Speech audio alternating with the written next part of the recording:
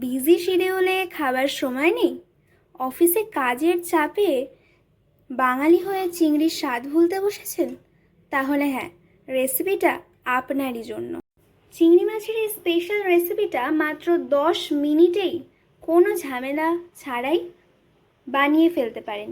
সেই জন্য ভিডিওটা কিন্তু প্রথম থেকে শেষ অবধি অবশ্যই দেখতে হবে, মিস করলে আপনারই লস। তাহলে চলুন শুরু করা যাক চিংড়ি মাছের ঝাল। রেসিপিটা বানানোর জন্য আমি প্রথমে কড়াইতে তেল দিয়ে দেব।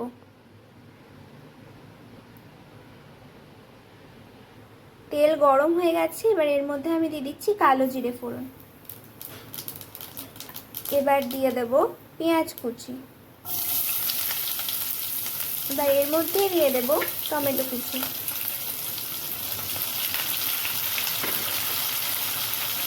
এবার দিয়ে দিচ্ছি স্বাদ মতো নুন।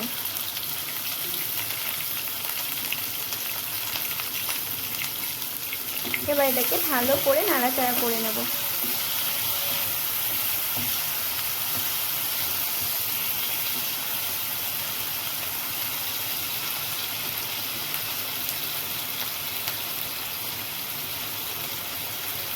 এবার কিছুক্ষণ আমি এই পেঁয়াজ টমেটো ভালো করে একটু ভাজা ভাজা করে নেব। এবার একটু হালকা নাড়াচাড়া করে নিচ্ছি।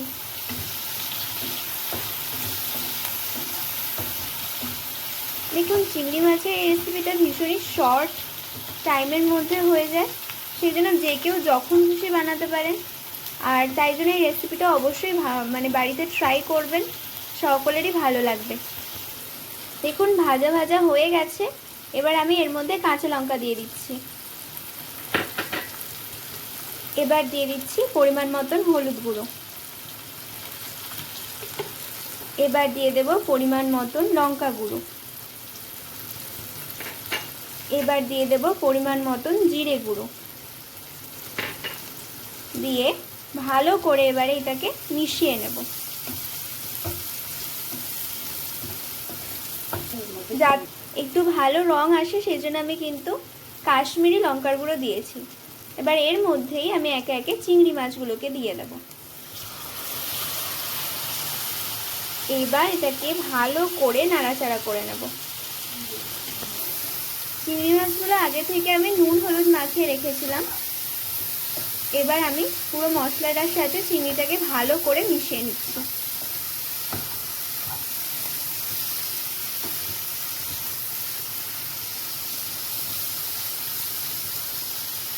দেখুন আমি ভালো করে এটাকে নাড়িয়ে চাড়িয়ে নিচ্ছি। এবার ঢাকা দিয়ে দেব কিছু সময়ের জন্য, একটু ভাজা ভাজা হয়ে যাওয়ার পর।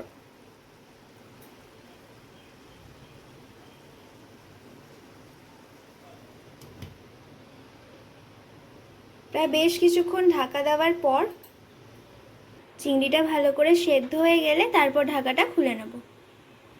চিংড়ি মাছটা ভালো করে ভাজা আর সেদ্ধ হয়ে গেছে, এবার আমি ঢাকাটা তুলে নিচ্ছি। এই দেখুন কত সুন্দরভাবে ভাজা আর সেদ্ধ হয়ে গেছে। এবার এটাকে একটুখানি নেড়ে চেড়ে নেব।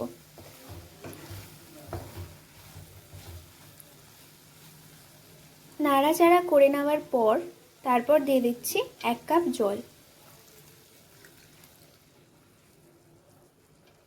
এবার আমি এইটাকে 2-3 মিনিটের জন্য ঢাকা দিয়ে দিচ্ছি, তাহলেই আমার কিন্তু রেডি হয়ে যাবে।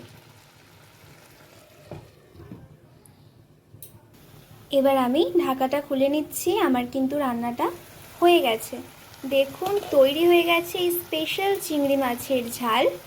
এবার আমি এর ওপরে একটু ধনেপাতা ছড়িয়ে দিচ্ছি, যাতে আরেকটু ভালো স্বাদ হয়। এমনিতেই দুর্ধর্ষ খেতে লাগে এইটা, আপনাদের তো অবশ্যই ভালো লাগবে। আশা করি ভিডিওটা আপনাদের সকলেরই ভালো লেগেছে, আর এই সুন্দর একটা রেসিপি আপনাদের সকলেরই ভালো লেগেছে। তো ভালো লেগে থাকলে অবশ্যই লাইক কমেন্ট শেয়ার করবেন, আর আমাদের ছোট্ট চ্যানেলটিকে সাবস্ক্রাইব করতে ভুলবেন না। ফিরে আসবো আবার একটা নতুন ভিডিও নিয়ে। ততক্ষণ ভালো থাকুন, সুস্থ থাকুন, আর দেখতে থাকুন মায়ের হেসের আলোর জ্যোতি। Bye bye.